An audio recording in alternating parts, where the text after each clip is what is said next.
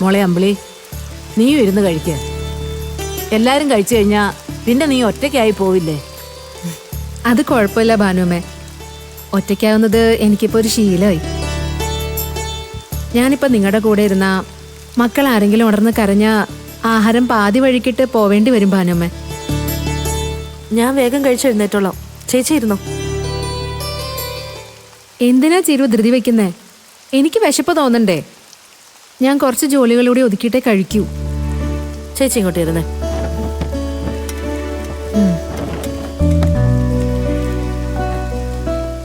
ചേച്ചി കഴിക്കാതിരിക്കുന്ന കാണുമ്പോ ആരെയോ വെയിറ്റ് ചെയ്യുന്ന പോലെ ഉണ്ടല്ലോ. രഘുവേട്ടൻ രാത്രി വരൂന്ന് വല്ലതും വിളിച്ചു പറഞ്ഞോ ചേച്ചി?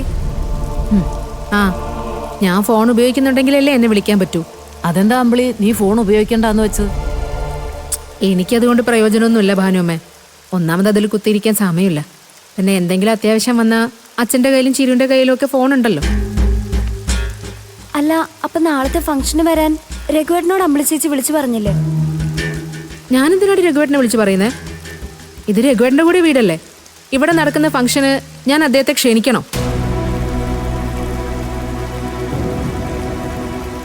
ചടങ്ങിന്റെ കാര്യമൊക്കെ അച്ഛൻ നേരിട്ട് പോയി പറഞ്ഞിട്ടുണ്ട്. അതുപോലെ അമ്പിളി ചേച്ചി വിളിക്കാതെ രഘുവേട്ടൻ ഇവിടെ വരാനിടയില്ലെന്ന് അച്ഛൻ തന്നെയല്ലേ ഇവിടെ വന്ന് പറഞ്ഞത്.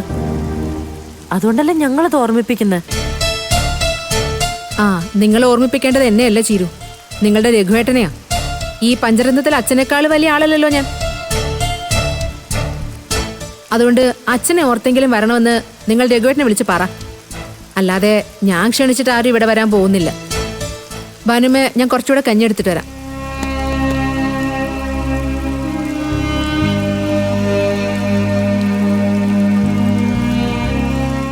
ആ, അമ്പിളി ഞാൻ കരുതിയതിലും വലിയ വാശിക്കാരിയാണല്ലോ. ചേച്ചി, ഇനി വേറെ ഒന്നും നോക്കണ്ട.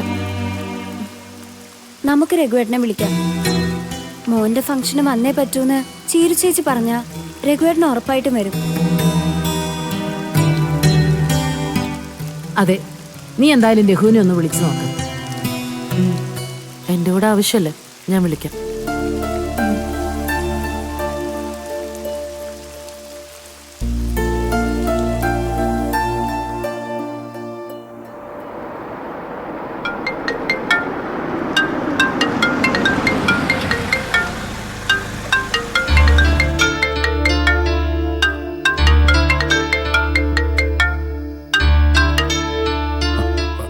ചിരു, ആ രഘുവേട്ടാ, രഘുവേട്ടൻ എവിടെയാ?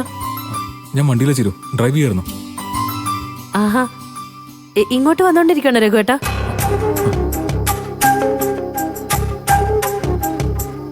രാത്രിയിൽ വണ്ടി ഓടിച്ചു വരുമ്പോ സൂക്ഷിക്കണേ മോനെ.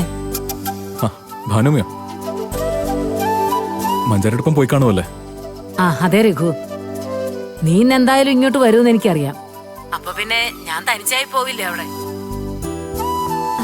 രഘുവേട്ടൻ ഫുഡ് കഴിച്ചിട്ടാണോ വരുന്നത്? ഇവിടെ എന്തെങ്കിലും ഉണ്ടാക്കി വെക്കണോ? ഏയ് വേണ്ട മഞ്ചാടി, ഞാനും ദാസങ്ങളും ഫുഡ് കഴിച്ചു.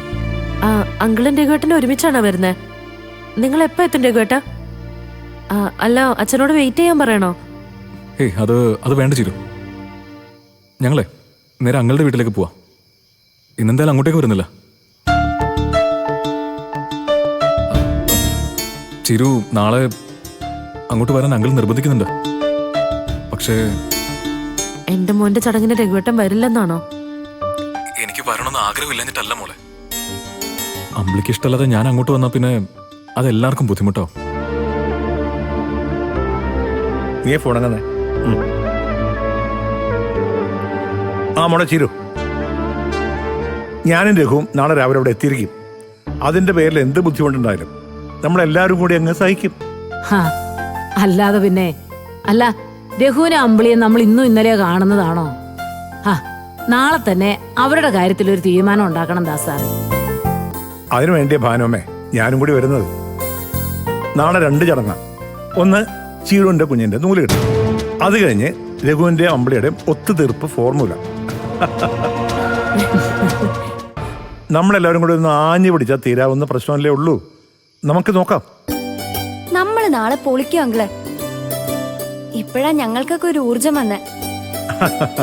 അപ്പൊ ശരി, നാളെ കാണാം. Good night. Okay good night അങ്കിളെ. ശരി, നാളെ കാണാം. അല്ലെങ്കിൽ അത് നീ ഒന്നും പറയണ്ട, വണ്ടി എടുക്ക്, നമുക്ക് സംസാരിക്കാം. വണ്ടി എടുക്ക്, ബാക്കിയൊക്കെ പോകുന്ന വഴി സംസാരിക്കാം. ചീരുമോൾക്ക് സമാധാനായില്ലേ? ഇനിയേ സ്വസ്ഥമായി പോയി കിടന്നുറങ്ങിക്കോ. ശരിയാ, രാവിലെ എഴുന്നേക്കണ്ടല്ലേ. ഭാനുമ്മ വാ, നമ്മൾ അമ്പിളി ചേച്ചിയുടെ റൂമിലാ.